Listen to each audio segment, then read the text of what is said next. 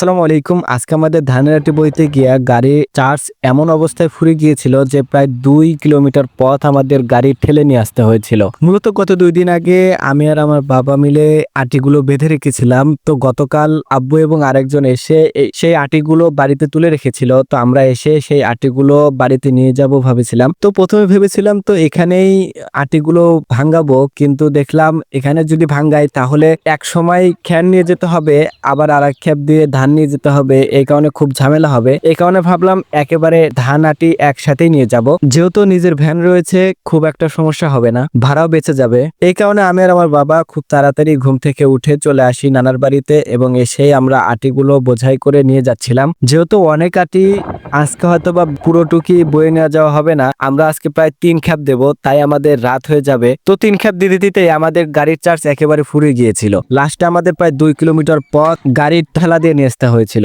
তো যাই হোক, আজকে পর্যন্তই, দেখা হবে ইনশাআল্লাহ নতুন কোনো ভিডিওতে।